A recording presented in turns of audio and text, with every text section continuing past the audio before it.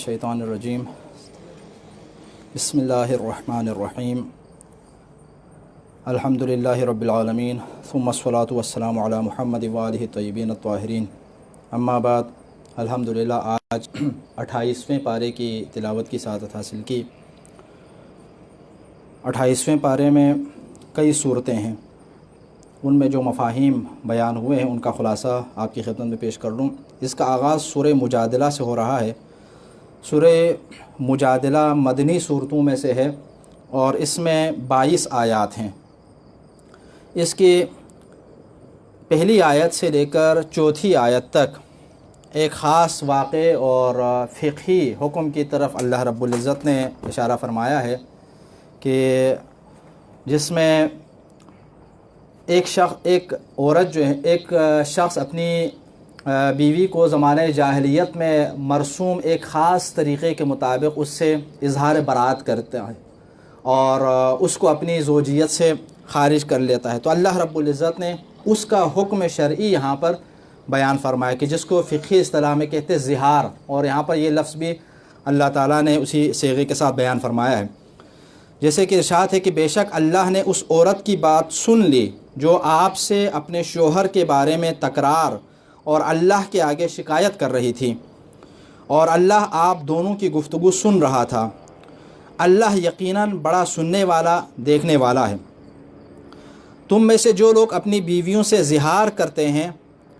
ज़िहार का मतलब ये है कि अपनी बीवी को अपनी माँ की तरह करार दे देना, यानी ये कहना कि अंत अला कज़हर उम्मी, तुम मेरे माँ की मसन पुश्त की मानत हो, तो उसके बाद फिर वो हराम हो जाती है उसके ऊपर। तो उस ज़माने में तकरीबन तरीक़ा ये था कि वो मुकम्मल तौर पर हराम हो जाती थी, कोई कफ़ारा भी नहीं था। लेकिन यहाँ पर अल्लाह ताला ने उसका कफ़ारा जो है फिर बयान फरमा दिया। अपनी बीवियों से ज़िहार करते हो, उन्हें माँ कह बैठते हो, वो उनकी माएँ नहीं हैं, उनकी माएँ तो सिर्फ़ वही हैं जिन्होंने उन्हें जना है, और बिलाशुबा ये लोग नापसंदीदा बातें करते हैं और झूठ बोलते हैं, और अल्लाह यकीनन बड़ा दरगुज़र करने वाला, मग़फ़िरत करने वाला है।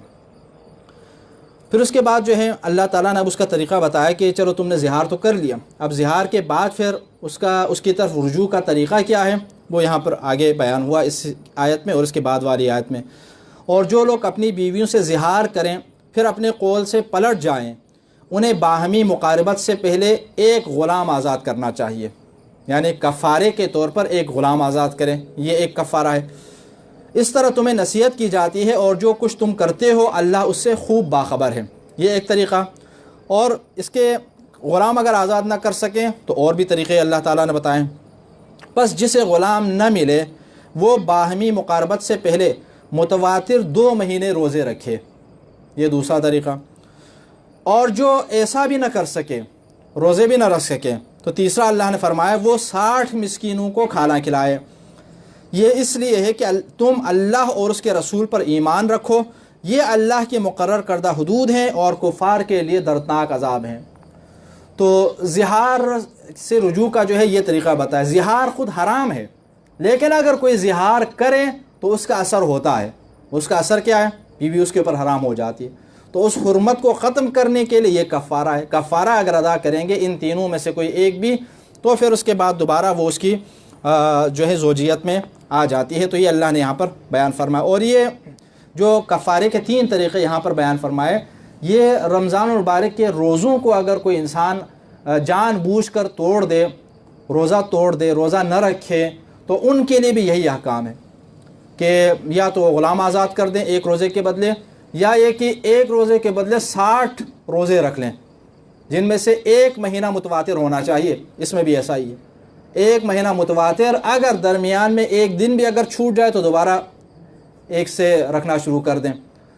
या ये कि 60 मिस्कीनों को, गरीबों को खाना खिलाएं। ये जो है जानबूझकर जो लोग रोज़ा नहीं रखते या रोज़ा रखने के बाद तोड़ देते हैं, उनके लिए फ़िक़ही हुक्म भी यही है। इसके बाद जो है आगे मुनाफिकीन का तज़किरा है कि जो सरगोशियाँ करते थे इस्लाम के ख़िलाफ़ और यहूदियों के साथ मिलकर, उनकी मज़म्मत में अल्लाह ताला ने चंद आयतें नाज़िल फ़रमाई हैं। जैसे इरशाद है, क्या आपने नहीं देखा कि अल्लाह आसमानों और ज़मीन की हर चीज़ के बारे में जानता है? کبھی 3 آدمیوں کی سرگوشی نہیں ہوتی مگر یہ کہ ان کا چوتھا اللہ ہوتا ہے. یعنی آپ سرگوشی کریں تب بھی اللہ رب العزت کو اس کا علم ہے کہ آپ کیا کہہ رہے ہیں. اور نہ 5 آدمیوں کی مگر یہ کہ ان کا چھٹا اللہ ہوتا ہے. اور نہ اس سے کم اور نہ زیادہ مگر وہ جہاں کہیں ہوں اللہ ان کے ساتھ ہوتا ہے. پھر قیامت کے دن وہ انہیں ان کے اعمال سے آگاہ کرے گا. اللہ یقیناً ہر چیز کا خوب علم رکھتا ہے. کیا آپ نے انہیں نہیں دیکھا جنہیں سرگوشی کرنے سے منع کیا گیا تھا؟ جس کام سے انہیں منع کیا گیا تھا وہ پھر بھی اس کا اعادہ کر رہے ہیں اور آپس میں گناہ اور ظلم اور رسول کی نافرمانی کی سرگوشیاں کرتے ہیں. اور جب آپ کے پاس آتے ہیں تو وہ آپ کو اس طریقے سے سلام کرتے ہیں جس طریقے سے اللہ نے آپ پر سلام نہیں کیا، اور اپنے آپ سے کہتے ہیں اللہ ہماری باتوں پر ہمیں عذاب کیوں نہیں دیتا. ان کے لیے جہنم کافی ہے جس میں وہ جھلسائے جائیں گے، جو بدترین انجام ہے. منافقین یہودیوں کے ساتھ مل کر خاص طور پر اس وقت جب مومنین وہاں سے گزر رہے ہوتے تو آپس میں سرگوشیاں کرتے ہیں تاکہ مومنین پریشان ہو جائیں. اور پھر وہ یہ خیال کرنے لگے کہ شاید مسلمانوں کے حوالے سے یا وہ مسلمان کے جو جہاد کے لیے یہاں سے باہر گئے ہوئے ان کے حوالے سے شاید کوئی ایسی خبر ہے کہ جو ان تک پہنچی ہم تک، تو کافی پریشان ہو جاتے تھے. اور اس لیے اللہ تعالیٰ نے یہاں پر ان کا تذکرہ فرمایا. اور اس کے ساتھ ساتھ یہ جب حضور اکرم صلی اللہ علیہ وسلم کی خدمت میں آتے تو انتہائی جاہلانہ انداز میں نعوذ باللہ پیغمبر اکرم کی توہین کی خاطر اس انداز میں سلام کرتے کہ جو اسلامی طریقہ نہیں ہے. جیسے روایت کے اندر ہے کہ وہ کہتے ہیں السلام علیکم، جس کا مفہوم بنتا ہے اللہ آپ کو موت دے، یعنی نعوذ باللہ. تو یہ کیا ہے؟ یہ اسلامی طریقہ نہیں تھا. تو اللہ، اور پھر وہ یہ بھی کہتے تھے اگر یہ غلط ہے تو اللہ ہمارے اوپر عذاب کیوں نازل نہیں کرتا؟ تو اللہ نے فرمایا کہ جہنم تمہارے لیے کافی ہے. ابھی اس دنیا کے اندر اگر تمہیں چھوٹ ملی ہے تو کل قیامت کے دن اللہ تعالیٰ اپنے نافرمان بندوں کو جو عذاب دے گا وہ کافی ہے. اور ہمارے ہاں بھی عام طور پر یہ ہے کہ ہم سلام کرتے ہیں، لیکن کبھی کبھی سلام اسی انداز میں کرتے ہیں ایک دوسرے کو، السلام علیکم، یا اسلامی جو طریقہ ہے سلام علیکم کہنا یا السلام علیکم کہنا، اس سے ہٹ کے اس کو بالکل شارٹ کرنے کی خاطر جو ہے کچھ اس انداز میں ہماری ادائیگی ہوتی ہے کہ جو سلامتی اور دعا کے بجائے پھر اس سے کیا ہے اللہ تعالیٰ کی رحمت سے دوری کی دعا جو ہے اس میں شامل ہو جاتی ہے. تو اس لیے صحیح اسلامی طریقے کے مطابق سلام کرنا ہمارے فرائض میں شامل ہے. آیت نمبر 12 اور 13 میں ایک دوبارہ سرگوشی والا حکم چل رہا ہے، اور آگے آیت نمبر 12 میں ان لوگوں کو مخاطب قرار دیا، صاحبان ایمان کو، کہ جو رسول اکرم صلی اللہ علیہ وسلم کے ساتھ سرگوشی کرتے تھے. اور پیغمبر اکرم کے ساتھ سرگوشی کا ان کا مقصد یہ ہوتا تھا تاکہ دوسروں کے سامنے یہ ظاہر کر سکے دیکھیں میں بہت قریب ہوں پیغمبر اکرم کے، ہماری آپس میں اتنی کلوز گفتگو ہوتی ہے کہ دوسرے لوگ جو ہیں تاکہ یہ باتیں نہ سن سکیں. تو یہ طریقہ ٹھیک نہیں تھا اور بار بار اس طرح کرتے تھے، تو اس سے نبی کریم صلی اللہ علیہ وسلم کو تکلیف پہنچتی تھی، اذیت پہنچتی تھی، اور آپ صلی اللہ علیہ وسلم روکتے نہیں تھے. یہ پیغمبر اکرم کا اخلاق نہیں تھا کہ آپ جو ہے کسی کو دھتکاریں اور روکیں. تو اللہ تعالیٰ نے یہاں پر حکم بیان فرما دیا، اے ایمان والو، جب تم رسول سے سرگوشی کرنا چاہو تو اپنی سرگوشی سے پہلے کچھ صدقہ دے دیا کرو. اگر اتنا ہی اہم کام ہے آپ کو تو صدقہ دے دیں، پھر آ کر رسول سے سرگوشی کریں، تو یہ بات تمہارے لیے بہتر ہے اور زیادہ پاکیزہ ہے. ہاں اگر صدقہ دینے کے لیے کچھ نہ پاؤ تو اللہ یقیناً بڑا بخشنے والا مہربان ہے. یہ آیت کریمہ جب نازل ہو گئی تو صدقہ دینا ان کے اوپر لازم ہو گیا کہ سرگوشی ہی اگر کرنی ہے آپ کو تو پہلے صدقہ دے دیں اور اس کے بعد اللہ کے رسول سے سرگوشی کریں. تو روایات میں یہ ہے کہ اس آیت کے نزول کے بعد پھر کسی نے سرگوشی نہیں کی سوائے ایک ہستی کے، اور وہ مولا کائنات حضرت علی بن ابی طالب علیہ السلام کی ذات گرامی تھی. آپ نے صدقہ دیا کیونکہ اہم مواقع پر ہی اہم کاموں کے حوالے سے ہی آپ سرگوشی فرماتے تھے. آپ نے صدقہ دیا اور صدقہ دینے کے بعد رسول اکرم صلی اللہ علیہ وسلم کے ساتھ سرگوشی آپ نے فرمائی، اور جو حکم آپ بیان فرمانا چاہتے تھے، پوچھنا چاہتے تھے، رہنمائی لینا چاہتے تھے، وہ آپ نے آپ کے حضور پیش کی. تو باقی کسی کو جو ہے وہ صدقہ دے کر آپ سے سرگوشی کی ہمت نہیں ہوئی. تو یہ ایک ایسا حکم تھا کہ جو باقی لوگوں کے اوپر تھوڑا سا گراں گزر رہا تھا، تو اللہ تعالیٰ نے اس حکم کو اس کے بعد والی آیت کریمہ کے اندر اٹھا لیا. تو اس لیے یہ جو آیت ہے آیت نمبر 12، اس کا حکم اٹھ گیا، منسوخ ہو گیا اس کے بعد والی آیت نمبر 13 کے ذریعے سے. کیا ہے؟ کیا تم اپنی سرگوشیوں سے پہلے صدقہ دینے سے ڈر گئے ہو؟ اللہ نے ان سے فرمایا اب جب تم نے ایسا نہیں کیا اور اللہ نے تمہیں معاف کر دیا، جب تم نے ایسا نہیں کیا تو معاف کر دیا، تو پس تم نماز قائم کرو اور زکوٰۃ دیا کرو اور اللہ اور اس کے رسول کی اطاعت کیا کرو، اور جو کچھ تم کرتے ہو اللہ اس سے خوب آگاہ ہے۔ تو اس آیت کریمہ کے ذریعے اس سے پہلی والی آیت کریمہ کے اندر جو حکم نازل ہوا تھا اس کو منسوخ قرار دے دیا۔ اس روایات کے اندر ہے کہ یہ آیت نمبر 12 خود امیر المومنین علیہ السلام کا فرمان بھی ہے، حضرت علی کے فضائل میں سے یہ بھی ہے کہ قرآن کریم سورہ مجادلہ آیت نمبر 12 وہ آیت ہے کہ جس کے اوپر روئے زمین کے اندر سوائے میرے کسی نے اس کے اوپر عمل نہیں کیا اور نہ کل قیامت تک عمل کر سکتے ہیں۔ تو حضرت علی علیہ السلام نے اس کے اوپر عمل کیا اور اس کے حکم کے مطابق صدقہ دے کر رسول سے سرگوشی فرمائی۔ اس کے بعد سورہ حشر ہے۔ سورہ حشر مدنی سورہ ہے اور اس میں 24 آیات ہیں، اور اس کے اندر غزوہ بنی نذیر کے حوالے سے آیات ہیں کہ جو 4 ہجری کو یہ غزوہ پیش آیا تھا۔ جو یہودی وہاں پر رہتے تھے مدینہ کے اطراف میں، بنو قینقاع کے جو لوگ، بنو نذیر، بنو قریظہ، تو یہ بنو نذیر کے ساتھ جو واقعہ پیش آئے یہ 4 ہجری کا ہے، تقریباً 3 ہجری کے بعد کا۔ 3 ہجری میں جنگ احد کا واقعہ جب پیش آیا تو جنگ احد کے بعد پھر کیا ہے، بنو نذیر کے ساتھ یہ واقعہ پیش آیا۔ ان کے ساتھ جو مسلمانوں کا ایک ایگریمنٹ تھا، میثاق تھا، اس کو انہوں نے ختم کر دیا، توڑ دیا۔ انہوں نے قانون کی خلاف ورزی کی، میثاق کو توڑا، اور پھر حضور اکرم صلی اللہ علیہ وسلم کو ایک خاص سازش کے تحت نعوذ باللہ شہید کرنا چاہتے تھے، قتل کرنا چاہتے تھے۔ تو حضور اکرم نے پھر ان کو سزا کے طور پر حکم الہی کے مطابق مدینے سے نکال دیا، مدینہ بدر کر دیا۔ تو ان کے حوالے سے چند یہاں پر احکام ہیں کہ جس میں آیت نمبر 2 سے آگے 10 تک جو ہے ان کی جلاوطنی کے حوالے سے اور ان کے بارے میں اللہ نے فرمایا، یہ وہی ہے جس نے اہل کتاب میں سے کافر ہونے والوں کو پہلی ہی بے دخلی مہم میں ان کے گھروں سے نکال دیا۔ تمہارا گمان نہیں تھا کہ وہ نکل جائیں گے،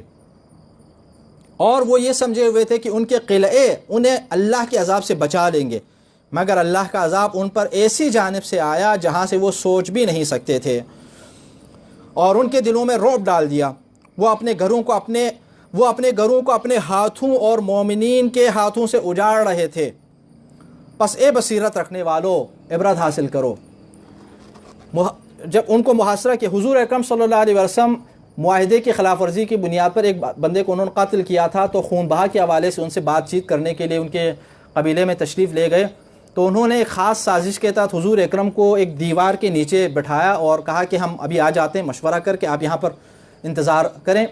تو حضور اکرم وہیں پر منتظر تھے اس کے نیچے۔ تو انہوں نے سازش یہ تیار کی تھی کہ حضور اکرم جہاں اس دیوار کے نیچے، قلعے کی دیوار کے نیچے تھے، تو اوپر سے ایک بڑا پتھر جو ہے آپ کے اوپر پھینک کر نعوذ باللہ آپ کو قتل کر دیں۔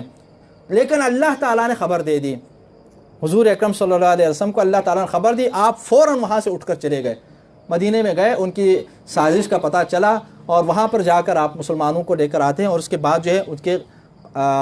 قلعے کا گھیراؤ کرتے ہیں، محاصرہ کرتے ہیں، اور پھر کئی دنوں تک یہ محاصرہ جاری رہتا ہے۔ پہلے تو وہ انکار کرتے ہیں وہاں سے نکلنے سے، لیکن بہرحال جب وہ دیکھتے ہیں کہ کوئی چارہ نہیں ہے تو وہ اس شرط پر وہاں سے جانے کے لیے تیار ہوتے ہیں کہ ہم جو منقولہ سامان ہے وہ اپنے ساتھ لے جائیں گے،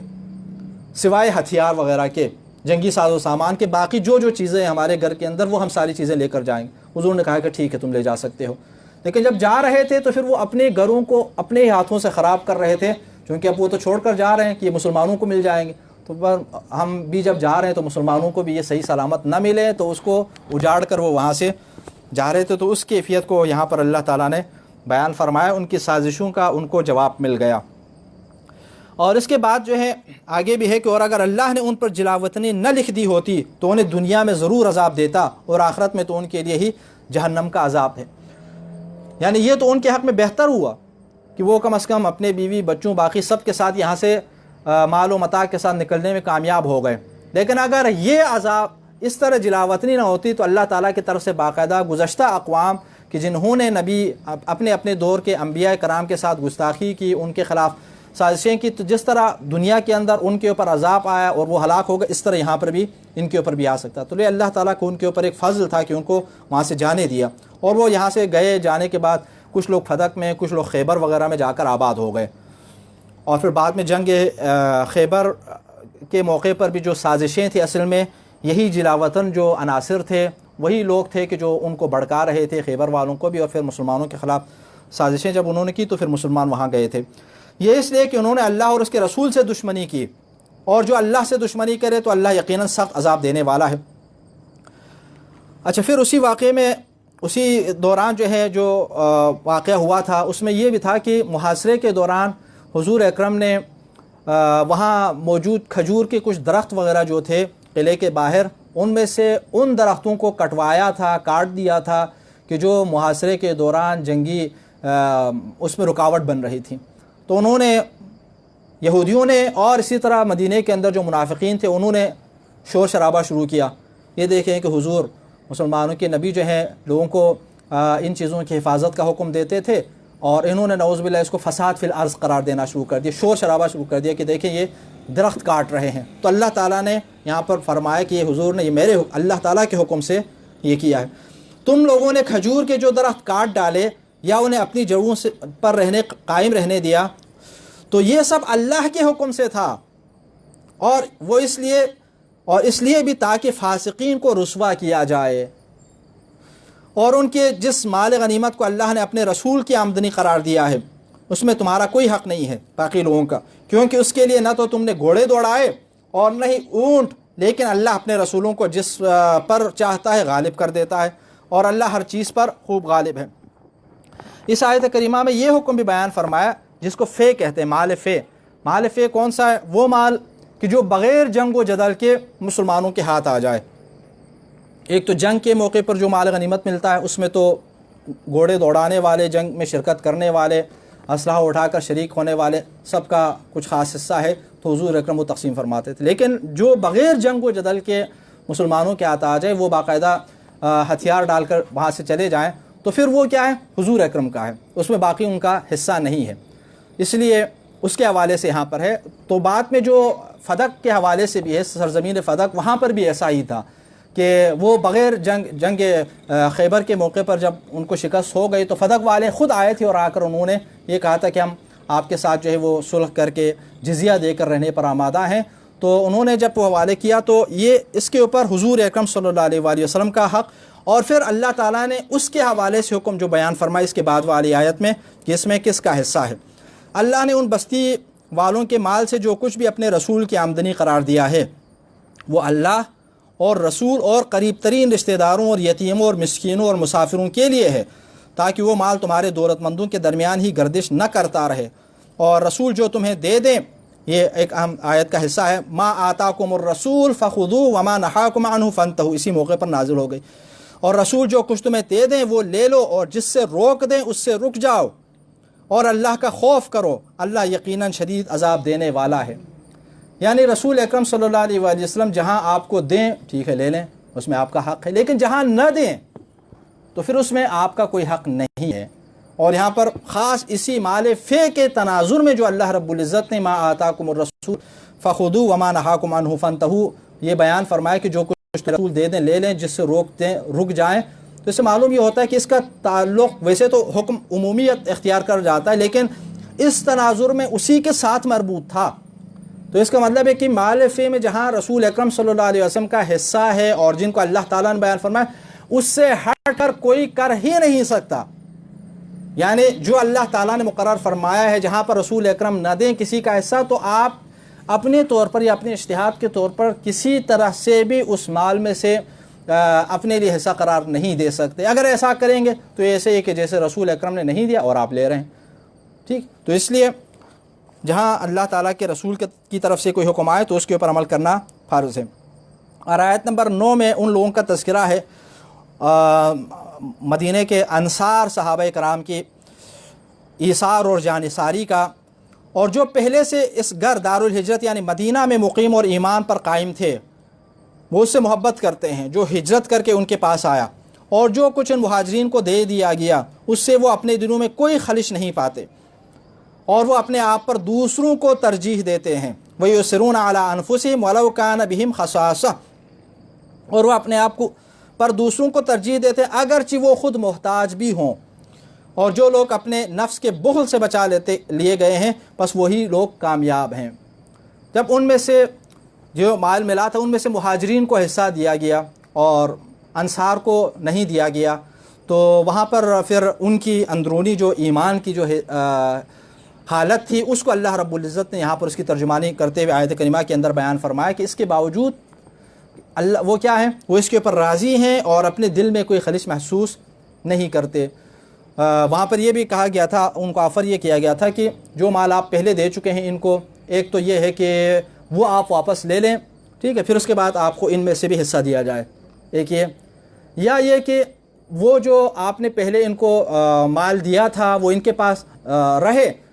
ٹھیک ہے، وہ ان کے پاس رہے اور پھر آپ کو مال میں حصہ مل۔ انہوں نے یہ کہا کہ نہیں، جو کچھ ہم نے پہلے ان کو دیا ہے وہ بھی ان کے پاس رہے، اور جو ابھی ملا ہے بنو نذیر کے مال غنائم میں سے وہ بھی ان کا حصہ ہو، ہم اپنے لیے کوئی حصہ طلب نہیں کرتے۔ یہ جب ان کی طرف سے ایثار کا اور باقاعدہ فداکاری کا ایک اظہار جب ہوا تو اللہ تعالیٰ نے آیت کریمہ کے ذریعے ان کی یہاں پر تعریف فرمائی۔ اور آیت نمبر 21 اور پھر اس کے بعد والی آیت کے اندر منافقین کا تذکرہ ہے کہ آپ نے ان منافقین کو نہیں دیکھا جو اپنے اہل کتاب کافر بھائیوں سے کہتے ہیں، اہل کتاب کافروں کو بھائی قرار دیں، ان سے کہتے ہیں کہ اگر تمہیں نکالا گیا تو ہم بھی تمہارے ساتھ ضرور نکل جائیں گے، اور تمہارے بارے میں ہم کبھی بھی کسی بات کی ہرگز نہیں مانیں گے، اور اگر تمہارے خلاف جنگ کی جائے تو ہم ضرور ضرور تمہاری مدد کریں گے۔ لیکن اللہ گواہی دیتا ہے کہ یہ لوگ یقیناً جھوٹے ہیں۔ وہ منافقین ان یہودیوں کو اکسا رہے تھے، مدینے کے منافقین اکساتے تھے، ان کو کہتے تھے کہ تم لوگ مقابلہ کرو، اگر حضور نے جنگ کی تمہارے خلاف تو ہم بھی تمہاری حمایت میں حضور کے خلاف جنگ کریں گے، یہاں سے تم لوگ ڈٹے رہنا، یہاں سے نکلنا نہیں، اس قلعے سے نکلنا نہیں، اس طرح ان کو اکسا رہے تھے۔ لیکن اللہ تعالیٰ نے فرمایا کہ یہ لوگ جھوٹ بول رہے ہیں، یہ ان کو بھڑکا رہے ہیں لیکن خود مدد کرنے والے نہیں، مشکل کے موقع پر ان کو تنہا چھوڑنے والے، اور ان تنہا چھوڑ دیا۔ اور اگر وہ نکالے گئے یا تو یہ ان کے ساتھ نہیں نکلیں گے، یہ بھی اللہ نے فرمایا، یہ ان کے ساتھ نہیں نکلیں گے، اور اگر ان سے جنگ کی گئی تو یہ ان کی مدد نہیں کریں گے، اور اگر یہ ان کی مدد کے لیے آ بھی جائیں تو ضرور پیٹھ پھیر کر بھاگ جائیں گے، پھر ان کی مدد نہیں کی جائے گی۔ یہ ان منافقین کی حالت ہے کہ جو ہمیشہ منافقانہ انداز میں جھوٹ بولتے تھے۔ پھر اس طرح آگے آیت نمبر 21 میں قرآن کریم کے حوالے سے، قرآن کریم کی عظمت کے حوالے سے اللہ نے فرمایا لو انزلنا هذا القرآن على جبل لرأيته خاشعا متصدعا من خشیۃ اللہ، اگر ہم اس قرآن کو کسی پہاڑ پر نازل کر دیں تو آپ اسے اللہ کے خوف سے جھک کر پاش پاش ہوتا ضرور دیکھتے۔ اور ہم یہ مثالیں لوگوں کے لیے اس لیے بیان کرتے ہیں کہ شاید وہ فکر کریں، یعنی قرآن کریم کی عظمت کلام الہی ہے، آپ اندازہ لگائیں کلام الہی ہے، کلام الہی کے اندر جو عظمت ہے وہ خود اللہ رب العزت کی عظمت کی طرح ہے، ٹھیک ہے، جس طرح اللہ تعالیٰ کی عظمت ہے کلام الہی کی عظمت ہے۔ تو اس حقانیت کے، اس حقیقت کے ادراک کی وجہ سے یہ پہاڑ جو ہے اس کا تحمل نہ کر سکتے اور پاش پاش ہو جاتے، لیکن اسی کلام الہی کو اللہ رب العزت نے قلب مطہر نبی کریم صلی اللہ علیہ وسلم کے اوپر نازل فرمایا۔ تو اس کا مطلب ہے کہ قلب مطہر رسول اکرم صلی اللہ علیہ وآلہ وسلم کے اندر جو استقامت ہے وہ پہاڑ سے بھی زیادہ مضبوط ہے، کہ حضور اکرم کے قلب مطہر کے اندر یہ طاقت تھی کہ اللہ رب العزت کے کلام کو حمل کر سکیں۔ تو اس سے کلام الہی کی عظمت جو ہے وہ واضح ہو جاتی ہے۔ اور پھر آخری آیات کے اندر، 2 آیتوں کے اندر اسماء الحسنہ کو اللہ نے بیان فرمایا، وہی اللہ ہے جس کے سوا کوئی معبود نہیں، وہی بادشاہ ہے نہایت پاکیزہ، سلامتی دینے والا، امان دینے والا، نگہبان، بڑا غالب آنے والا، بڑی طاقت والا، کبریائی کا مالک، پاک ہے اللہ اس شرک سے جو یہ لوگ کرتے ہیں۔ وہی اللہ ہی خالق ہے، موجد ہے، صورت گر ہے، جس کے لیے حسین ترین نام ہے، جو کچھ آسمانوں اور زمین میں ہے سب اس کی تسبیح کرتے ہیں، اور وہ بڑا غالب آنے والا ہے، حکمت والا ہے۔ یہ اوصاف اسماء باری تعالیٰ کی جو یہاں پر بیان ہوئے۔ اس کے بعد سورہ ممتحنہ ہے۔ سورہ ممتحنہ بھی مدنی صورتوں میں سے ہے اور اس میں 13 آیات ہیں۔ اس کی پہلی جو آیت کریمہ ہے، پہلی اور اس کے بعد جو ہے 1-2 آیتیں جو ہیں ایک خاص واقعے اور ایک خاص شخص کی طرف جو ہے اشارہ ہے کہ جو مدینہ کے اندر پیش آیا تھا، کہ جب حضور اکرم صلی اللہ علیہ وآلہ وسلم نے صلح حدیبیہ کے بعد، آپ جانتے ہیں کہ 6 ہجری میں صلح حدیبیہ ہو گئی اور 8 ہجری میں فتح مکہ کا واقعہ پیش آیا، اور 6 ہجری کے اندر جو صلح حدیبیہ کے نکات تھے ان میں ایک یہ بھی تھا نا کہ 10 سال تک آگے جنگ نہیں ہوگی، ٹھیک ہے، لیکن انہوں نے معاہدے کی خلاف ورزی کی قریش والوں نے، اور مسلمانوں کے حلیف جماعت کے اوپر ان کے ایک حلیف نے جو ہے حملہ کر دیا، کئی لوگوں کو قتل کر دیا۔ پھر بعد میں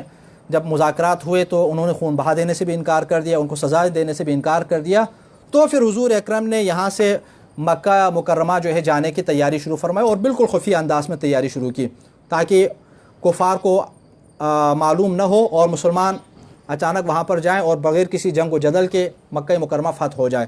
لیکن جب یہ تیاری یہاں پر چل رہی تھی تو ایک شخص نے، جس کا نام بھی ہے حاتب بن ابی بلتع، اس نے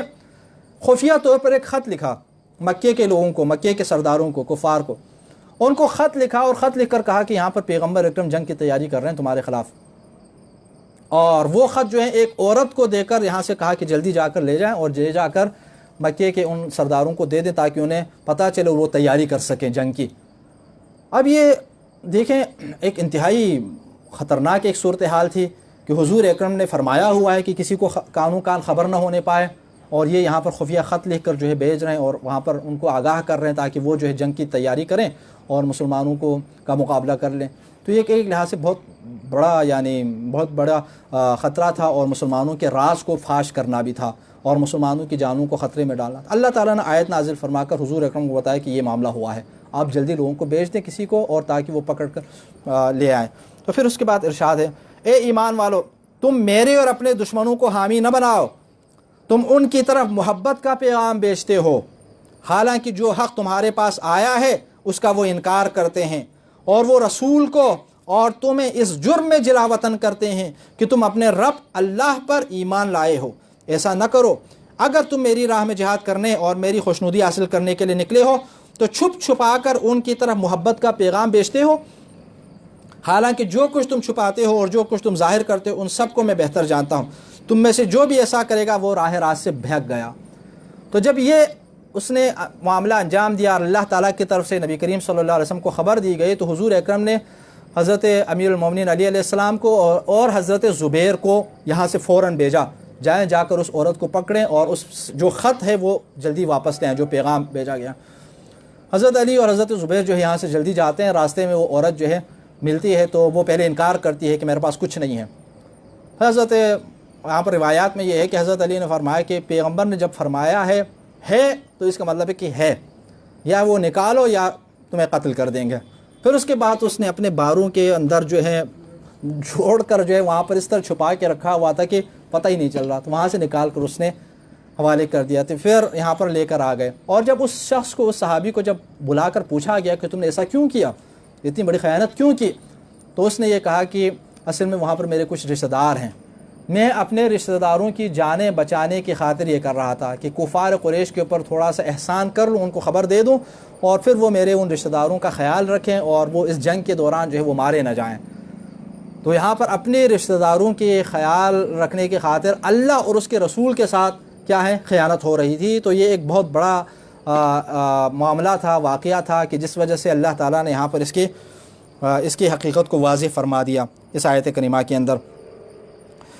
اور اس کے بعد والے آیت میں فرمایا، اگر وہ تم پر قابو پا لیں تو وہ تمہارے دشمن ہو جائیں اور برائی کے ساتھ تم پر دست درازی کریں اور زبان درازی کریں اور خواہش کرنے لگیں کہ تم بھی کفر اختیار کرو، یا تمہارے وہ خیر خواہ تھوڑی ہیں کفار، تمہاری قرابتیں اور تمہاری اولاد تمہیں ہرگز فائدہ نہیں دیں گی۔ قیامت کے دن اللہ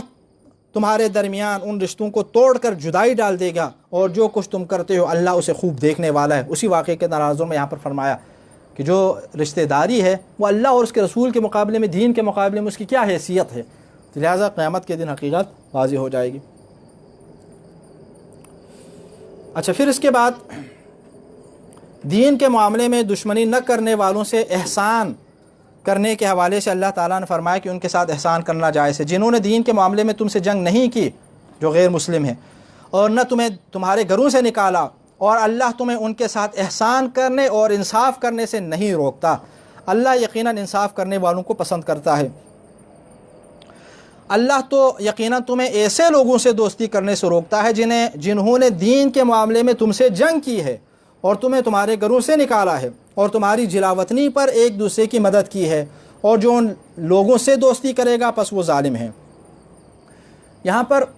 ان کفار کے حوالے سے، ان غیر مسلموں کے حوالے سے مسلمانوں کے لیے ایک حکم بیان فرما دیا۔ کبھی کبھی یہ سوالات ہمارے ہاں بھی لوگ پوچھتے ہیں کہ فلان غیر مسلم ہے، کیا ہم ان کے ساتھ دوستی رکھ سکتے ہیں، ان کے ساتھ تعلقات رکھ سکتے ہیں یا نہیں رکھ سکتے، یا یہ کہ صرف اپنے جو صاحبان ایمان ہیں، جو مسلمان ہیں، صرف انہی کے ساتھ دوستی جائز ہے؟ यहाँ पर इस आयत इन 2 आयत करीमा के अंदर अल्लाह ताला ने इस हुक्म को बयान फरमा दिया। जिन्होंने आपके साथ कोई जंग नहीं की, जो आपके ख़िलाफ़ कोई साजिश नहीं कर रहे, उनके साथ दोस्ती रखने में कोई हर्ज नहीं है, उनके साथ एहसान का मामला करने में कोई हर्ज नहीं है। हाँ, अगर वो इस्लाम के ख़िलाफ़ साजिश करने वाले हैं, अगर वो आपके इस्लाम को नुकसान पहुँचाने वाले हैं, तो फिर उनके साथ मुसलमानों की कोई दोस्ती नहीं है। अगर ऐसे लोगों के साथ अगर दोस्ती करें तो फिर वो क्या है, ज़ालिमीन में से हैं। तो ये एक कुल्ली हुक्म है कि जो अल्लाह ताला ने यहाँ पर बयान फरमा दिया।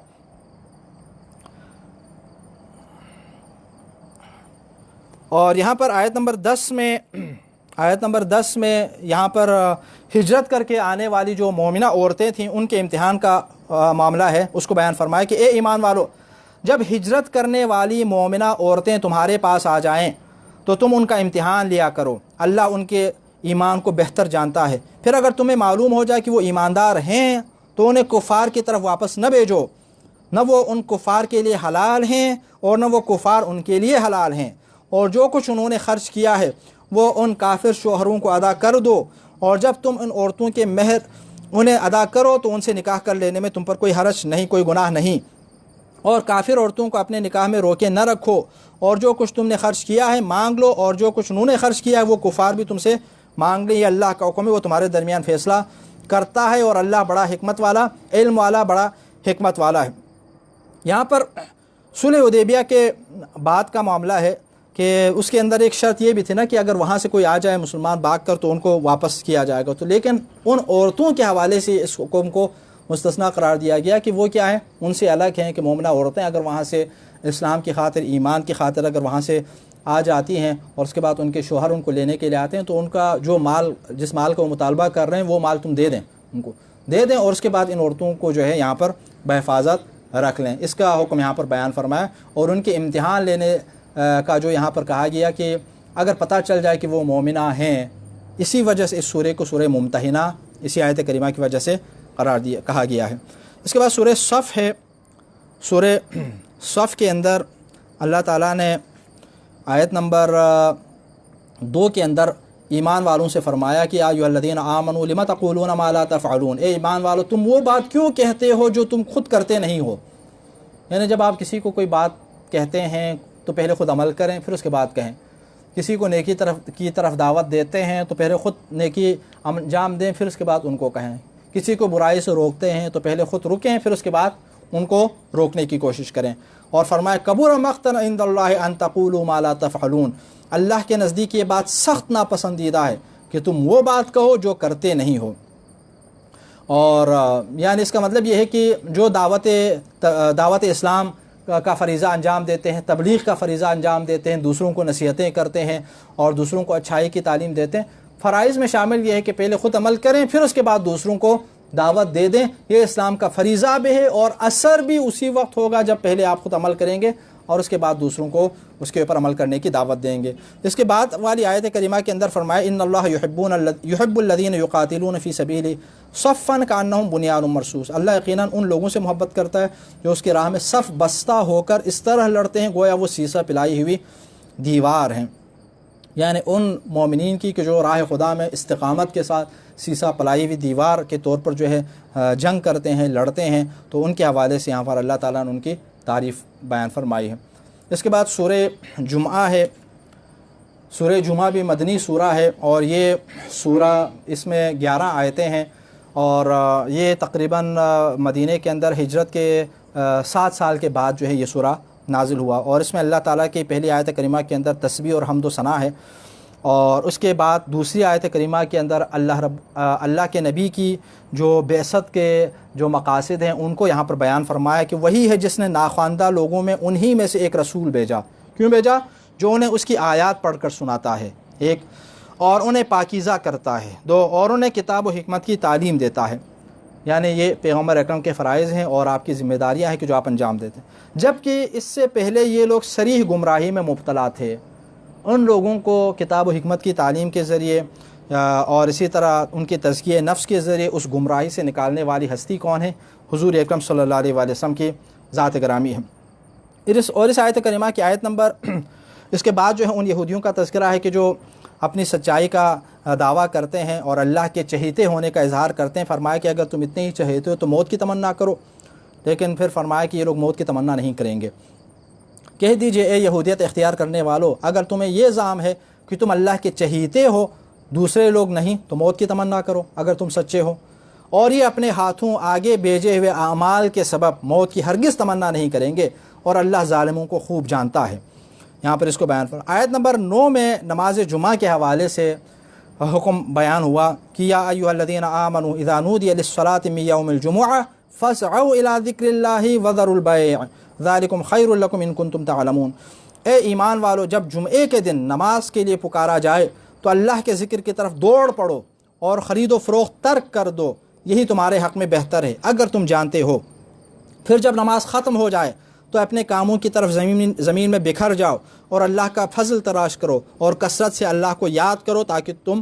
فلاح پا جاؤ۔ یہاں پر نماز جمعہ کے حوالے سے اس کے وجوب کے بارے میں قرآن کریم کے اندر یہ جو آیت بیان فرمائی گئی ہے، آیت آئی ہے، اس کے اندر بیان ہوا کہ اگر جب نماز کا حکم ہو، جب نماز کے لیے ندا دی جائے یعنی اذان جب ہو جائے تو اس کے بعد اپنے کام کاج چھوڑ کر آ جائے، خرید و فروخت چھوڑ کر آنے سے مراد یعنی جو خرید و فروخت میں مشغول ہیں وہ خرید و فروخت چھوڑ دیں، جن کے کام جو ہیں کسی اور نوعیت کے ہیں وہ اپنے ان کاموں کو چھوڑ دیں اور آ جائیں نماز جمعہ کی طرف۔ اور ہمارے ہاں جو ہے ابھی فقہا کے اس کے مطابق امامیہ فقہا نے اس کو واجب تعینی یا تخییری قرار دیا ہے، اور اکثر فقہا کا یہ ہے کہ نماز جمعہ جو ہے واجب تخییری ہے کہ ظہر کے ٹائم یا ظہر نماز آپ پڑھ لیں یا جو ہے وہ کیا ہے نماز جمعہ پڑھ لیں، اور جب نماز جمعہ پڑھ لیتے ہیں تو اس میں 2 رکعتیں اور باقی 2 رکعت کے بجائے کیا ہے خطبہ ہے، کہ خطبے کے اندر مسلمانوں کے حالات اور مسلمانوں کو نصیحتیں کی جاتی ہیں، تقویٰ کی نصیحت اور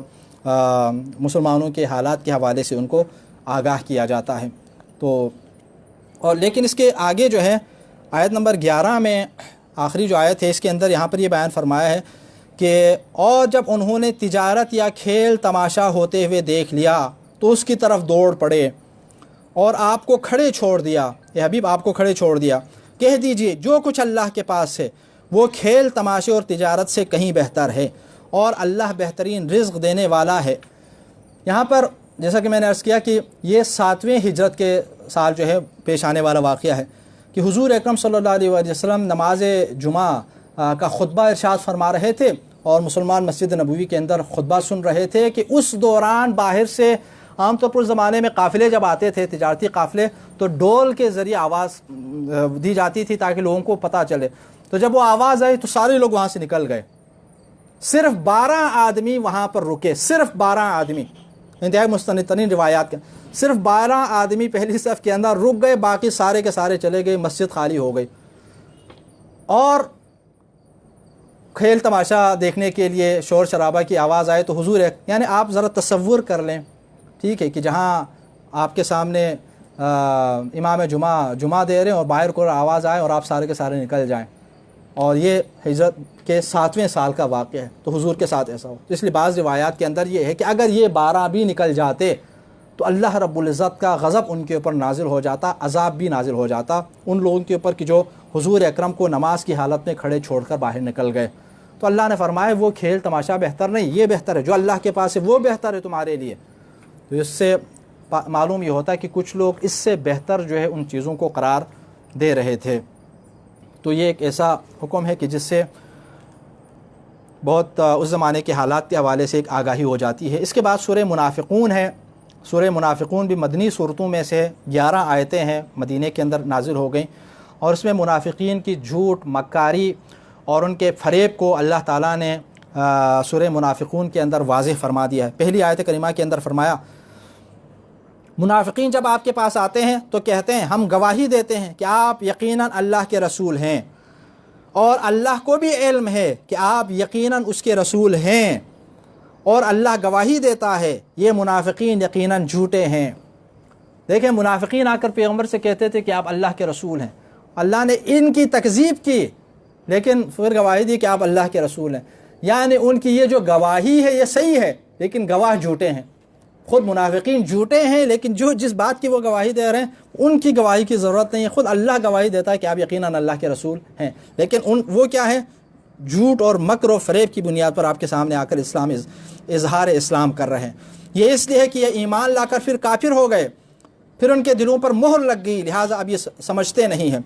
منافق کہتے کسے ہیں؟ منافق اسے کہتے ہیں کہ جو ظاہراً زبان سے اسلام کا اظہار کر دے، ایمان کا اظہار کر دے، دل میں کفر ہو، دل سے اللہ تعالیٰ کے اوپر ایمان نہ لائے، دل سے نبی کریم کے اوپر ایمان نہ لائے، لیکن زبان سے وہ کلمہ بھی پڑھ رہے ہوتے ہیں۔ اور جب آپ انہیں دیکھ لیں تو ان کے جسم آپ کو بلے معلوم ہوں گے،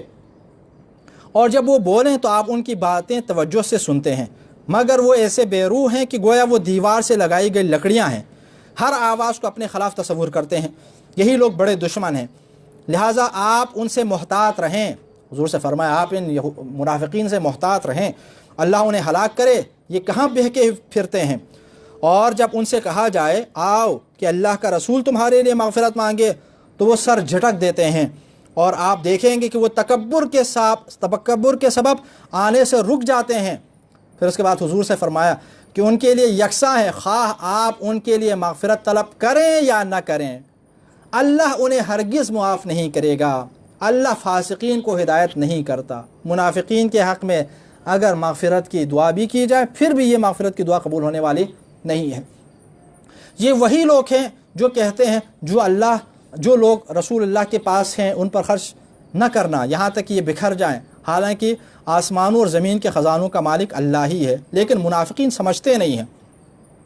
کہتے ہیں اگر ہم مدینہ لوٹ کر جائیں تو عزت والا ذلت والے کو وہاں سے ضرور نکال باہر کرے گا، جبکہ عزت تو اللہ کے اس کے رسول اور مومنین کے لیے ہے، لیکن منافقین نہیں جانتے۔ ان آیات کریمہ کے اندر منافقین کے نفاق کو اللہ تعالیٰ نے فاش فرما دیا۔ ایسے افراد تھے کہ جو اسلام کا اظہار کر کے جو حضور اکرم، کبھی کبھی تو ایسے افراد تھے کہ جو نماز میں شریک ہوتے تھے، باقاعدہ مسجد نبوی کے اندر نماز میں شریک ہوتے، مسلمانوں کے ساتھ اٹھتے بیٹھتے اور مسلمانوں کے ساتھ کھاتے پیتے، لیکن اسلام کا اظہار بھی کرتے، اندر سے منافق تھے، اور ان کی اچھی خاصی تعداد تھی۔ ان کا سردار جو ہے وہ عبداللہ بن ابی اور اس کے بہت سارے چاہنے والے، بہت سارے اس کے ماننے والے افراد تھے۔ اور یہ بھی جو آیت نمبر 8 ہے یہ بھی ایک خاص واقعے کے تناظر میں کہ غزوہ بنی مصطلق سے جب واپس آ رہے تھے تو ایک مہاجر اور ایک صحابی انصار کے درمیان کسی معاملے کے اوپر کوئی اختلاف ہوا، پانی کے معاملے کے اوپر، تو وہاں پر بات جو ہے اس طرح پھیلی کہ کچھ اور لوگ بھی اس میں شامل ہو گئے۔ تو یہ عبداللہ بن ابی اور اس کے ساتھیوں نے کہا کہ جب ہم مدینہ واپس لوٹیں گے نا پھر دیکھیں ہم اس کو کیسے یہاں سے نکال دیتے ہیں، ہمارے ہی نعوذ باللہ ٹکڑوں کے اوپر پلنے والے لوگ ہمارے خلاف یہ کر رہے ہیں، ہم ان کو یہاں سے نکال باہر کریں گے، اور دوسروں سے بھی کہنے لگے تم لوگ مال دینا چھوڑ دو ان کو، تو پھر یہ کیا ہے مجبور ہو جائیں۔ تو اللہ تعالیٰ نے یہاں پر اس کے حوالے سے فرمایا کہ یہاں پر فرمایا کہ عزت تو اللہ، اس کے رسول اور مومنین کے لیے ہے، لیکن منافقین نہیں جانتے۔ صاحبان نفاق کیا ہیں؟ وہ منافق ہیں اور ان کے لیے کوئی عزت نہیں۔ اور اس کے بعد سورہ تغابن ہے۔ سورہ تغابن میں آیت نمبر 8 میں اللہ تعالیٰ نے فرمایا کہ فآمنوا باللہ ورسولہ والنور الذی انزلنا، اللہ اور اس کے رسول اور اس نور پر ایمان لاؤ جو ہم نے نازل کیا ہے، ایمان لے آؤ، جو کچھ تم کرتے ہو اللہ اس سے خوب آگاہ ہے۔ اس نور سے مراد قرآن کریم، اس نور سے مراد بعض روایات کے مطابق امیر المومنین علیہ السلام کی ذات گرامی بھی ہے۔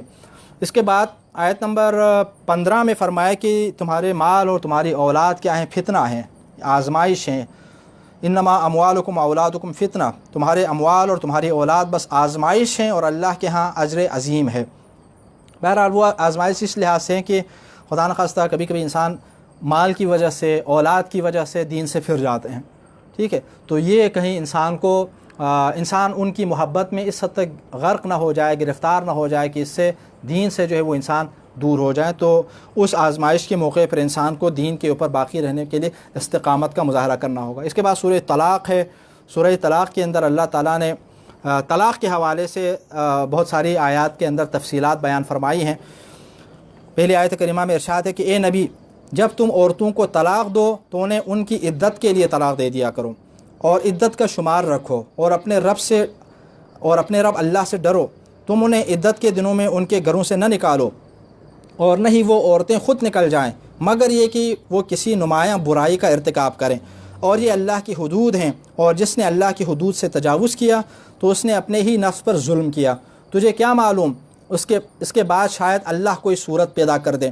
ٹھیک ہے، یہاں تک کہ اس کے بعد کچھ احکام بات والی آیت کے اندر بیان فرمائے۔ بس جب عورتیں اپنی عدت پوری کرنے کو آئیں تو انہیں اچھی طرح سے اپنے عقد میں رکھو، یا انہیں اچھے طریقے سے علیحدہ کر دو، اور اپنوں میں سے 2 صاحبان عدل کو گواہ بناؤ۔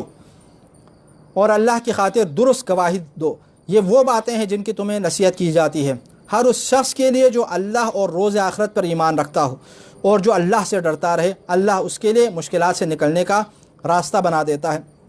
طلاق کے حوالے سے جو احکام ہیں کہ شرعی طریقے سے جو طلاق ہے اس کے احکام کو یہاں پر اللہ تعالیٰ نے بیان فرمایا، اس کی تفصیلات بیان فرمائیں۔ طلاق کے بعد جو ہیں عدت کے زمانے میں عورت کو متعلقہ بیوی کو گھر سے نہ نکالنے کا حکم بھی یہاں پر بیان فرمایا کہ آپ اس کو نہیں نکال سکتے۔ اسی طرح سورہ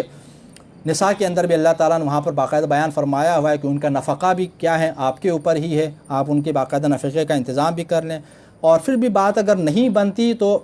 پورے احترام کے ساتھ جو ہے آپ اچھے طریقے سے ان سے علیحدہ ہو جائیں۔ اب یہاں پر دیکھیں اسلامی نقطہ نگاہ سے جو چیز سامنے آ جاتی ہے، جو شرائط اس میں سامنے آ رہی ہے، ان میں سے بعض کا وہ آپ کے سامنے اظہار کر لوں۔ دیکھیں، طلاق زمانے طہر میں واقع ہو، ٹھیک ہے، ایک یہ ہے جس طہر میں اس سے مباشرت ہو چکی اس میں طلاق نہ دی جائے۔ عدت کا حساب رکھنا چاہیے کہ حقوق ضائع نہ ہوں۔ عدت کے دنوں میں متعلقہ عورت کو گھر سے نہ نکالا جائے۔ عدت پوری ہونے والی ہو تو شوہر یا تو رجوع کرے یا عدت پوری ہونے پر خوش اسلوبی سے فارغ کرے۔ دو عادل گواہوں کے سامنے طلاق دی جائے۔ دو عادل گواہوں کے سامنے نہ ہو، اپنے گھر میں خود شوہر بیوی کو طلاق دے دے تو طلاق واقع نہیں ہوتی، ٹھیک ہے۔ یہاں پر قرآن کریم کی آیت نمبر 2 میں بھی بیان فرما دیا۔ گواہی محض اللہ کی خاطر ہو اور اس میں کمی بیشی نہ کی جائے۔ اس ضمن میں فرمایا کہ تقوی اختیار کرنے کے دو نتائج سامنے آئیں گے، مشکلات سے چھٹکارا حاصل کرنے کے لیے راہ حل اور رزق میں فراوانی۔ تو مطلب یہ ہے کہ پوری شرائط کے ساتھ اگر طلاق دی جائے تو پھر وہ طلاق شرعی لحاظ سے طلاق ہے، اس کے اثرات، اس کے آثار اس کے اوپر لاگو ہوں گے۔ اگر ایسا نہ ہو تو پھر اس کے آثار اس کے اوپر لاگو نہیں ہوں گے۔ اور اس کے بعد آیت نمبر 6 میں یہ ہے کہ دوران عدت اپنے گھر میں اس کو رکھنے کا حکم ہے، نفقہ دینے کا اس کو حکم ہے۔ اور اگر عورت حاملہ ہو تو اس کے بارے میں یہ بیان فرمایا گیا ہے کہ اس کے لیے جو عدت کا زمانہ ہے وہ وضع حمل ہے۔ جب بچہ دنیا میں آ جائے تو پھر وہ عدت کا زمانہ جو ہے وہ ختم ہو جاتا ہے۔ ان احکام کو یہاں پر اللہ تعالیٰ نے اس سورہ مبارکہ کے اندر بیان فرمایا۔ اس کے بعد سورہ تحریم ہے۔ سورہ تحریم بھی مدنی صورتوں میں سے ہے اور اس میں 12 آیات ہیں، اور اس کی پہلی آیات کریمہ کے اندر، ابتدائی آیات کریمہ کے اندر ایک خاص واقعے کی طرف اشارہ ہے کہ نبی کریم صلی اللہ علیہ وآلہ وسلم کے گھر میں پیش آنے والا ایک واقعہ ہے، لیکن واقعہ اتنا اہم تھا کہ اللہ تعالیٰ نے اس کو قرآن کریم کی آیت کے اندر بیان فرما دیا۔ بہرحال پیغمبر اکرم صلی اللہ علیہ وآلہ وسلم نے اپنے ازواج میں سے کسی کو ایک راز کی بات بتائی۔ حضور نے جب راز کی بات بتائی اور ان سے کہا کہ یہ بات آپ نہ بتائیں آگے، ٹھیک ہے، لیکن بعد میں انہوں نے ایک اور آگے جو ہے راز فاش کر دی۔ اس زوجہ نے جو ہے حضور اکرم کے راز کی بات کو اپنے تک محدود تو نہیں رکھا، بلکہ آگے کسی دوسری جو زوجہ ہے اس کے سامنے انہوں نے بیان کر دی، اور اللہ تعالیٰ نے حضور اکرم کو بتا دیا، فرما دیا کہ اس نے جو ہے آپ کے راز کو جو ہے آگے فاش کر دیا ہے۔ اور اس کے ساتھ ساتھ معاملہ یہاں پر یہ بھی تھا کہ حضور اکرم وہ آپس میں کچھ انڈرسٹینڈنگ کے ذریعے وہ اس طرح کرتے ہیں کہ حضور کے بارے میں کچھ حضور اکرم صلی اللہ علیہ وسلم کسی فلان زوجہ کے پاس تاکہ نہ چلے جائیں، اس لیے آپ کے بارے میں ایسی بات کریں گے جس سے حضور اکرم صلی اللہ علیہ وسلم جو ہے ان سے فلان چیز لے کر نہ کھائیں، ٹھیک ہے۔ جب ان کے پاس آئے تو انہوں نے بھی یہی کہا کہ آپ سے فلان چیز کی بو آ رہی ہے۔ دوسری زوجہ کے پاس جب حضور گئے تو اس نے بھی ایسا ہی کہا۔ حضور نے پھر فرمایا کہ میں آئندہ نہیں کھاؤں گا، اپنے اوپر اس چیز کو مثلا اپنے تو اللہ تعالیٰ نے اس سے روکا آیت کریمہ کے اندر، فرمایا اے نبی، جو چیز اللہ نے آپ کے لیے حلال کر دی ہے اسے آپ حرام کیوں ٹھہراتے ہیں؟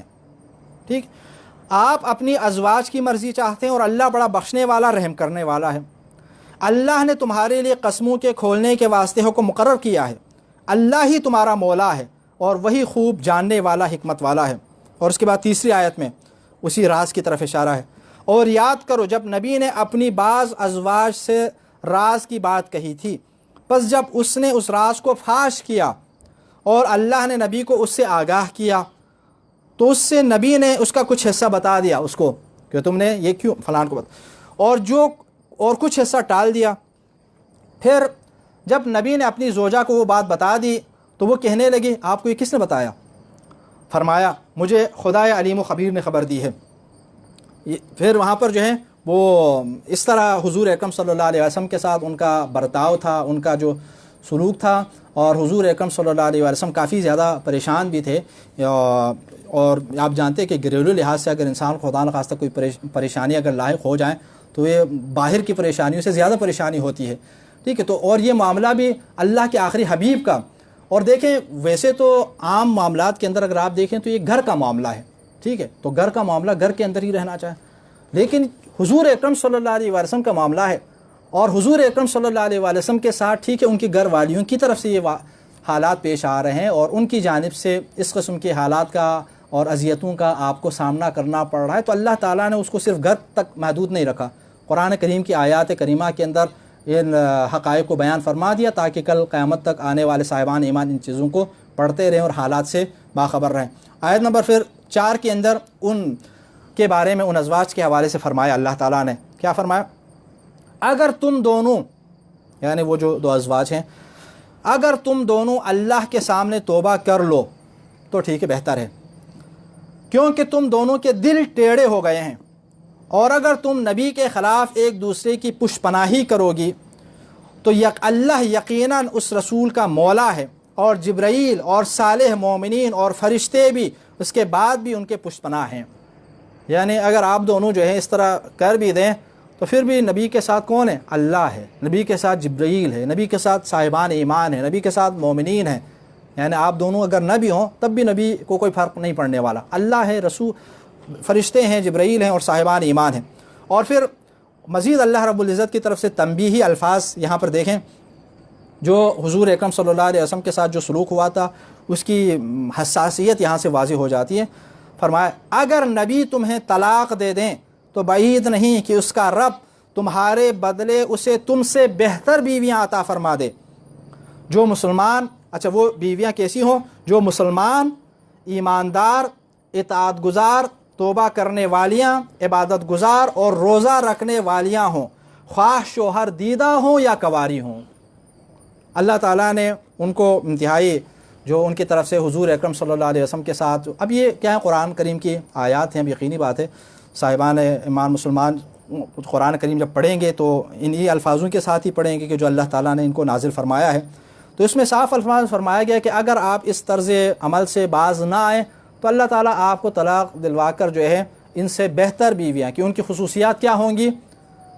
یہ ہوں گی۔ تو اسے معلوم یہ ہوتا ہے کہ اس وقت ایسی عورتیں مدینہ کے اندر تھیں، مسلمانوں کے درمیان تھیں کہ جو ایمانداری میں،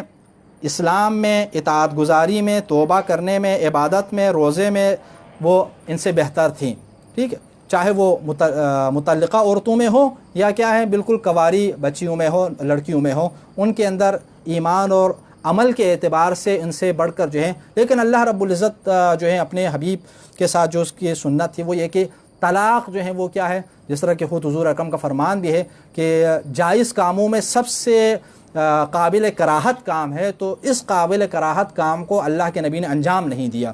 ورنہ اللہ تبارک تعالیٰ کی طرف سے باقاعدہ یہ حکم یہاں پر احکام بیان ہو گئے، اور حضور اکرم صلی اللہ علیہ وسلم کے ساتھ جو گھر کے اندر جو معاملہ پیش آیا تھا اس کو اللہ تعالیٰ نے تمام مومنین کے سامنے واضح فرما دیا کہ یہ معاملات جو حضور کے ساتھ ان کے گھر میں پیش آ رہے ہیں۔ اور اس کے بعد والی آیت کے اندر فرمایا اے ایمان والو، اپنے آپ کو اور اپنے اہل و عیال کو اس آگ سے بچاؤ جس کا ایندھن انسان اور پتھر ہوں گے، اس پر تندخو اور سخت مزاج فرشتے مقرر ہیں جو اللہ کے حکم کی نافرمانی نہیں کرتے اور جو حکم انہیں ملتا ہے اسے بجا لاتے ہیں۔ صاحبان ایمان کے اوپر فرض ہے کہ خود بھی دائرۂ اسلام کے اوپر قائم رہنے کی کوشش کر لیں، اپنے گھر والوں کو بھی نصیحت کر لیں، اپنے گھر والوں کو بھی اسلام کی دعوت دیں، تبلیغ کریں اور ان کے سامنے دین مبین اسلام کی تعلیمات کو رکھنے کی کوشش کر لیں۔ اور اس کے بعد آیت نمبر 81 میں، آیت نمبر 8 میں توبہ کرنے کی دعوت دی ہے مسلمانوں کو، سچی توبہ، خالص توبہ۔ اے ایمان والو، اللہ کے آگے توبہ کرو، خالص توبہ، بعید نہیں کہ اللہ تم سے تمہارے گناہ دور کر دے اور تمہیں ایسی جنتوں میں داخل کر دے جن کے نیچے سے نہریں بہتی ہوں گی۔ اس دن اللہ نہ اپنے نبی کو رسوا کرے گا اور نہ ہی ان لوگوں کو جو اس کے ساتھ ایمان لائے ہیں، ان کا نور ان کے آگے اور ان کے دائیں طرف دوڑ رہا ہوگا اور وہ دعا کر رہے ہوں گے، اے ہمارے پروردگار، ہمارا نور ہمارے لیے پورا کر دے اور ہم سے درگزر فرما، بے شک تو ہر چیز پر قادر ہے۔ اس کے بعد پھر کفار اور منافقین کا تذکرہ ہے جی۔ اور آخری چند آیات کے اندر اللہ تعالیٰ نے دیکھیں دوبارہ ابھی تقریباً سلسلے کلام آغاز سورہ کے جو مباحث ہیں ان سے مربوط ہے، اور اسی کو یہ آگے اللہ رب العزت نے بیان کرتے ہوئے اختتام بھی اسی کے ساتھ جو ہے وہ بیان فرمائے، لیکن آگے مثالیں دے کر گزشتہ اقوام کے ان میں سے مثالیں دے کر اللہ تعالیٰ، جس طرح بہت ساری صورتوں کے اندر پہلے بھی ہم پڑھ چکے ہیں کہ جہاں نافرمانی سے روکا جاتا ہے تو گزشتہ اقوام کی نافرمانیوں کو یاد کرتا ہے اللہ تعالیٰ، تاکہ یہ لوگ جو ہیں ان کے ساتھ جو کچھ ہوا اس سے باز آ جائیں۔ تو اللہ تعالیٰ نے یہاں پر 4 خواتین کا تذکرہ کیا ہے، 4 خواتین کا، انتہائی اہم خواتین کا، جن میں سے دو نبی کی بیویوں کا تذکرہ کیا ہے، جو نبی کی بیویاں تھیں لیکن دائرہ ایمان سے خارج تھیں، ان نبی کی دعوت کے اوپر ایمان نہیں لانے والیاں تھیں، اور اسی طرح 2 ایسی خواتین کا تذکرہ کیا ہے جو صاحبان ایمان تھی، جو مشکل کے موقع پر بھی اللہ رب العزت کے سامنے حاضر تھی۔ یہ آیت آپ کے آیت نمبر 10 ہے۔ اللہ نے کفار کے لیے نوح کی بیوی اور لوط کی بیوی کی مثال پیش کی۔ یہ دونوں ہمارے بندوں میں سے 2 صالح بندوں کی زوجیت میں تھیں، ایک نوح کی ہیں اور ایک لوط کی ہیں، مگر ان دونوں نے اپنے شوہروں سے خیانت کی تو وہ اللہ کے مقابلے میں ان کے کچھ بھی کام نہ آئے۔ جب نبی سے خیانت کریں گے تو پھر اس کے بعد کوئی کام نہیں آئے گا، ٹھیک، کچھ بھی کام نہیں آئے، اور انہیں حکم دیا گیا تم دونوں داخل ہونے والوں کے ساتھ جہنم میں داخل ہو جاؤ۔ دونوں نبیوں کی بیویوں سے کہا گیا کہ تم جہنم میں داخل ہو جاؤ۔ اور اللہ نے مومنین کے لیے فرعون کی بیوی کی مثال پیش کی۔ اس نے دعا کی، اے میرے پروردگار، جنت میں میرے لیے اپنے پاس ایک گھر بنا اور مجھے فرعون اور اس کی حرکت سے بچا اور مجھے ظالموں سے نجات عطا فرما۔ حضرت آسیہ کا تذکرہ کہ وہ فرعون کی بیوی ہے لیکن مومنہ ہے، فرعون کی بیوی ہے لیکن مسلمان ہے۔ اور مریم بنت عمران کو بھی اللہ مثال کے طور پر پیش کرتا ہے، جس نے اپنی عصمت کی حفاظت کی تو ہم نے اس میں اپنی روح پھونک دی، اور اس نے اپنے رب کے کلمات اور اس کی کتابوں کی تصدیق کی، اور وہ فرمان برداروں میں سے تھیں۔ یہاں پر صاحب الکشاف زمخشری نے جو ہے یہاں پر اس کی ذیل میں لکھا ہے کہ یہاں پر ان دونوں ام المومنین کے حوالے سے تعریض ہے یہاں پر بھی، کہ جن کا آغاز سورہ کے اندر اللہ تعالیٰ نے تذکرہ فرمایا کہ دیکھیں ان دونوں نے رسول اللہ کے خلاف جو کارروائیاں کی ہیں اور شدید ترین طریقے سے ان دونوں کی تنبیہ کی، اور تنبیہ کرنے کے بعد اللہ تعالیٰ نے 2 اور انبیاء کرام کی بیویوں کی مثالیں بھی ان کے سامنے پیش کر دیں کہ اگر حضور اکرم کے ساتھ یہ سلوک اگر نہ چھوڑیں تو انبیاء کرام کو ستانے والوں کے ساتھ جو ہے یہ سلوک اللہ رب العزت جو ہے فرما دیتا ہے۔ توبے کے حوالے سے جی آیت نمبر 8 کے اندر وہ ہے کہ اگر توبہ کر لیں تو پھر یقینی بات ہے اللہ رب العزت جو ہے وہ بخشنے والا اور مہربان ہے۔ بہرحال دعا ہے کہ پروردگار بحق محمد و آل محمد ہمیں قرآن کریم کی آیات کریمہ پڑھنے اور اس کی آیات کریمہ کو سمجھنے اور ہمیشہ اس کے اوپر عمل کرنے کی توفیق عطا فرما۔ امام زمانہ کے ظہور میں تعجیل فرما۔